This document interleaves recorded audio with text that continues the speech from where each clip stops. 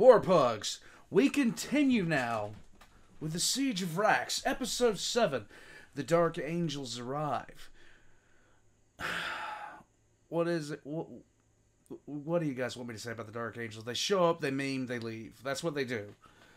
They show up, meme, leave. That's all they're known for. Well, these days. And never having any other Legion turn traitor. Aside from all that, guys, with the discovery of traitor Astartes on Vraks, word gets out, the Dark Angels are paranoid, and they show up to do stuff. It's been a bit since I was able to watch one of these. Guys, Janovich is the fucking man. Let's get into it. The siege of Vraks had now been raging on for well over 7 years. The 88th Krieg siege army had suffered several setbacks in this time, and the campaign plan continued to be severely behind schedule. Time and again, the Vraksian defenders had proven themselves to be a competent fighting force, capable of not only maintaining strong defenses, but also boasting a surprisingly formidable offense. As had been expected beforehand, the elaborate defensive lines on Vraks were an extremely tough nut to crack. But even by the Imperium's standards, this battle had become incredibly bloody and somewhat wasteful. Little bit. The Western Front, covering the major part of the Van Miersland wastes, was strewn with wrecks of tanks and artillery pieces. Bloated, rotting corpses of both Death Corps and Vraksian soldiers littered the ground everywhere in between the trenches. The northern part of the front had become a literal scrap heap of armored vehicles that had been destroyed in the year-long skirmish over the terrain around the now pulverized ruins of Heb Zone 1. The incredible toll of manpower and material that was continually being fed into this inferno down on the surface of Vraks was even becoming notorious within the wider segmentum. The Departamento Munitorum, themselves being responsible for supplying many of the vehicles and weapons to Vraks, filed many a message to the High Command of the 88th Siege Army with the urgent request to spend the provided war material more sparingly. Yes. But the Death Corps, notorious for their willingness to abundantly spend their troops in the name of the Emperor, did little to heed their request. After all, the siege could not simply be abandoned now. Vraks' strategic location in the Skaris sector was crucial in securing the area of space around the Eye of Terror in order to keep the dreaded forces of chaos at bay. Despite the extreme costs of resources, the battle had to be fought until victory was assured. Far too much had been invested at this point. And so the intense carnage continued on with the same intensity as before. And before long, the unending bloodshed was drawing the special attention of many others besides just the Departamento Munitorum. Although a fierce blockade had initially been stationed around the planet, over the duration of the siege many ships and personnel had been reassigned to other duties in the segmentum where they were more prominently required. Yep. This meant that, at times, you gotta remember, this had been going on for a very long time, and well, the Imperium, while it has a ton of stuff, I mean, just an ungodly amount of troops and stuff like that, and ships and weapons and everything, they can't commit any sizable force to any one place for something like this for a stupid length of time, especially if things start running behind schedule. They'll start really second-guessing everything at that point. The blockade wasn't nearly as secure as it had once been. Right. But the space in the sector had been quiet overall, so the few vessels now in orbit around the planet were deemed sufficient enough nonetheless. A ship of unknown origin was making its way towards Vraks. In fact, it had come surprisingly close to the planet before the Navy sentries first noticed it at all. Quickly, the close-by ships of the blockade prepared their weapons to engage the mysterious vessel.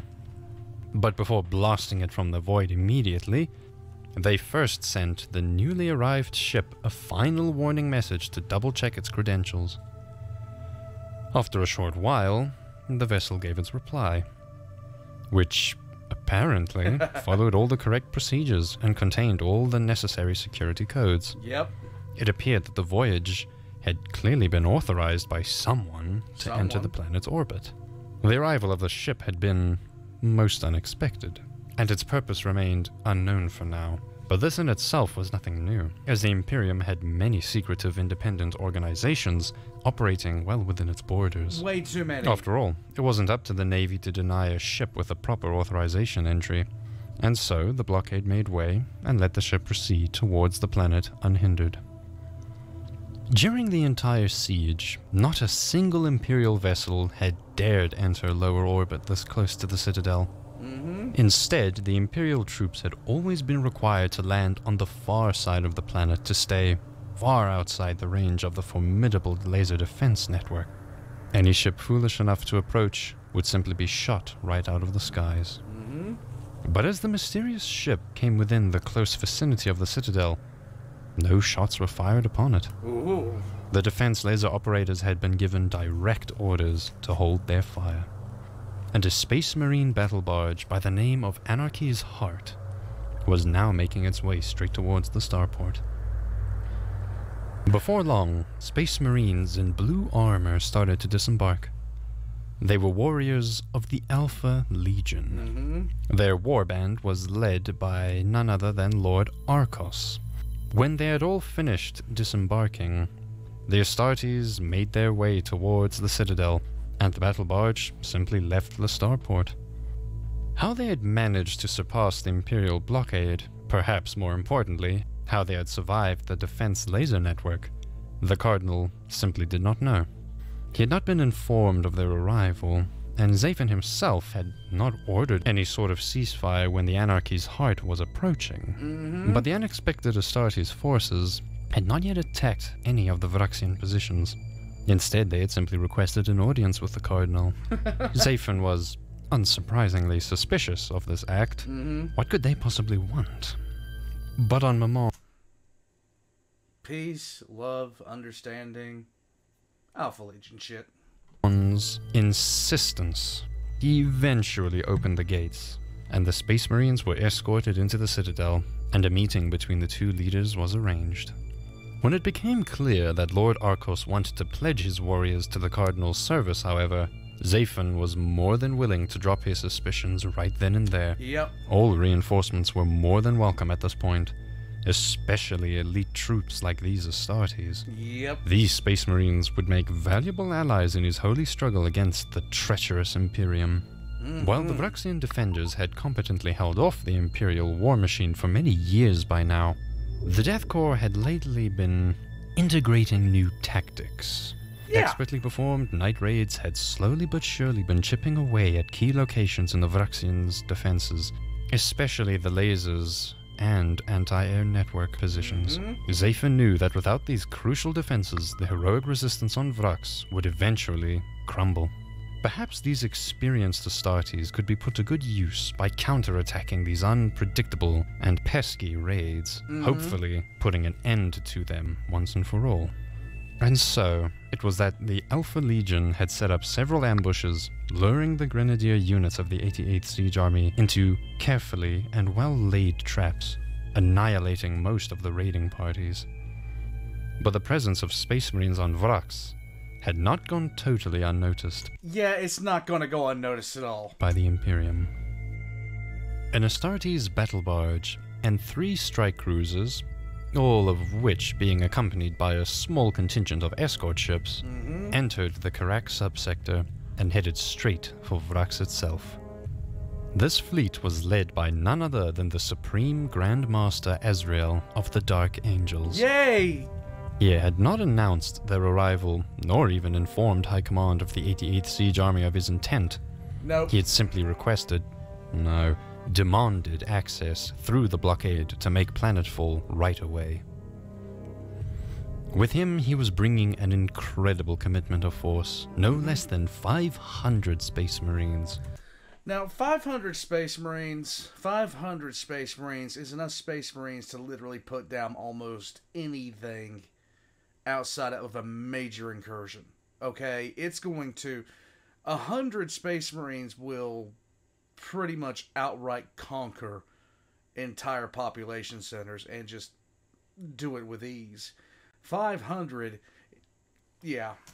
Literally half of the entire Dark Angels chapter was on their way to reinforce the Imperial troops on Vraks. But Grand Master Azrael had little intent of committing his troops to the slow, entrenched fighting in the already well-established front lines.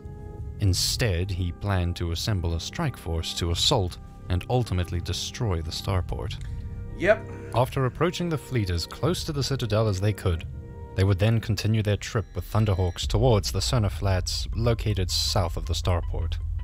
After arriving there, the main force would disembark and continue their advance with a column of fast armored vehicles over the plane's northern area.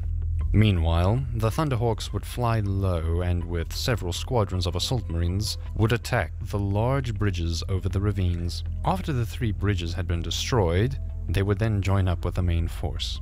In stark contrast with the notoriously slow deployment of the 88th Siege Army, it would take the Dark Angels only a few hours to unload their forces from orbit and start the offensive, giving the defenders very little time to respond.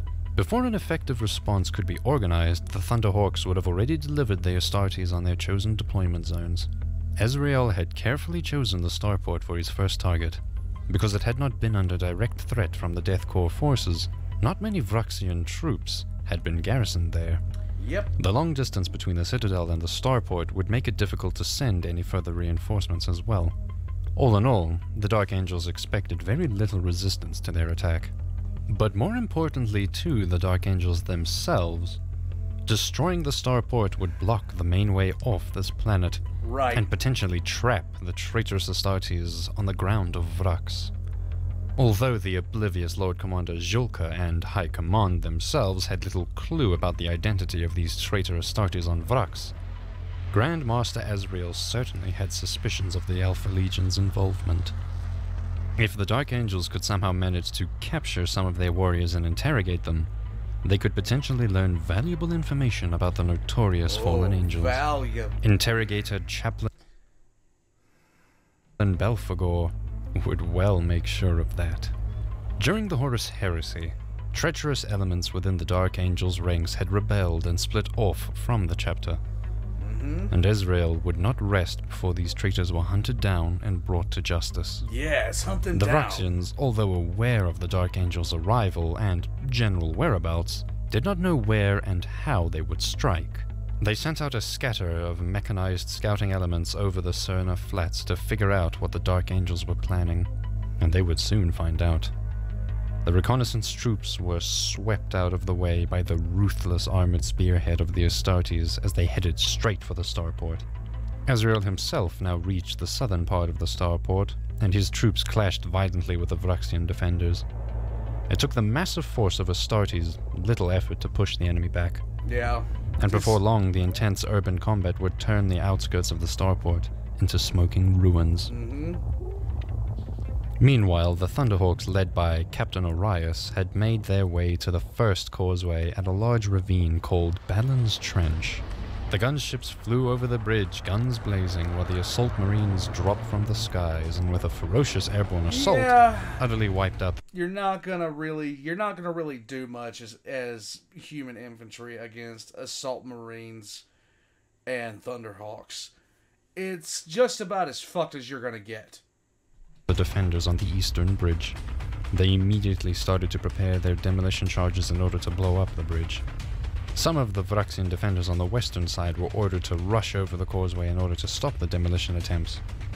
But the Thunderhawks had turned about and dropped another squad of assault marines behind them. The pincer movement closed in on the defenders. Surrounded on the middle of the bridge, the Vraxians were quickly destroyed. Large columns of Vraxian tanks on their way to reinforce the starport started appearing on the horizon. But whatever the Vraxians were planning, it was already too late. The assault marines had completed their demolition setup and boarded their Thunderhawks. As they flew off, Captain Orias ordered the ignition, and a large part of the bridge collapsed into the ravine. A wild Valk has appeared. Wait, am I in the middle of something? Yes. Say hello to everyone again, Valk. Oh shit! Hi, God. 1 second. Alright, guys. The Wild Valk has been spoken to. And it was super effective. Here we go. The Astartes were now on their way towards the next bridge to repeat the... It helps if I don't boomer and actually put it up. Here we go. You know, that's the thing. That's a certified boomer moment, okay? 1 second. There we go. Say nothing in the comments. Just don't say anything. Exact same course of action. The main Dark Angel's forces had pushed far into the starport and were gradually encircling the Vraxian defenders. The starport's limited garrison had been no match for the overwhelming Astartes forces. While time and again the Vraxians suffered terrible losses, Azrael's forces had only taken very limited casualties themselves. Captain Arias' mission to blow up the 3 bridges had been completed. The Thunderhawk limited is a really key phrase in that. Appeared on the northern side of the starport and disembarked their troops, completely surrounding their enemies. Victory was in sight, and confident of their success, Azrael gave orders for the final assault to move in from all sides and to wipe out the Vraxian garrison completely, and then to level the starport to the ground. He would lead the troops from the front himself and joined where the fighting was the thickest. Unbeknownst to the Dark Angels, however, the Alpha Legion had prepared an ambush for them. During the battle for the starport, Arcos and his troops had to patiently wait for the right moment to catch them off guard. Using the Vraxian garrison as their bait to draw them in, when the overconfident Dark Angel's leader had entered the battle, the traitor Astartes moved out from their concealed positions and overwhelmed Azrael's command squad. In a mere instant, many of the surprised Dark Angels were cut down in the sudden overwhelming attack. The banner bearer was shot down, and the sacred banner of the Dark Angels fell down into the dust. Azrael could not allow this to happen, and he rushed to pick it up. This was the chance that Lord Arcos of the Alpha Legion had been waiting for. He charged into Azrael, and a fierce duel broke out. The Dark Angel's commander was encumbered by the banner, but his honor did not permit him to let it fall to the ground a second time. Lord Arcos was gaining the upper hand, and several heavy blows of his sword had brought his foe to his knees. He was about ready to make his final strike to murder Azrael, when Interrogator Chaplain Belphegor and his Deathwing Terminators arrived and charged into the Alpha Legionnaires. Lord Arcos was struck to the ground by Belphegor's Crozius with a blow so hard that it cracked open his power armor. The Chaplain helped the wounded Azrael to his feet, but when they prepared to continue the fight, the traitors had already withdrawn. Just as quickly and unexpectedly as the ambush had begun, so swiftly had the Alpha Legion disappeared into thin air. Azrael ordered a complete search of the starport to hunt the traitors down. They couldn't possibly have simply disappeared, could they? No, they didn't. And indeed, not a single traitor marine could be found and captured alive. Yet some of them were later found in, other places. While the Dark Angels had initially not suffered many losses during the earlier parts of their offensive, the ferocious ambush had taken a heavy toll. Many Battle Brothers had lost their lives, and almost 200 Dark Angels now lay dead in the ruins of the starport. While they had successfully destroyed the starport, their most important objective of capturing traitor Astartes had failed miserably. Instead, the deceitful Alpha Legion had effortlessly escaped, and the Dark Angels had suffered great embarrassment at their enemies' hands. Grand Master Azrael had almost lost his life in the process. He had only been saved by the timely arrival of the Deathwing Terminators. With the starport completely destroyed, the Dark Angels gathered their troops into their transports and moved to the Thunderhawk gunships, and simply made their way back towards their fleet in orbit. Without any further contact with command of the 88th Siege Army, Azrael and his battered forces left Vraks, and simply departed the Karak subsector altogether. The Emperor's angels had visited Vraks unannounced, and just as they arrived, they left without so much as a word. Quite literally, they showed up, maimed, and left. That is the Dark Angels on Vraks for you right there. That is what they did. They showed up, maimed, and left.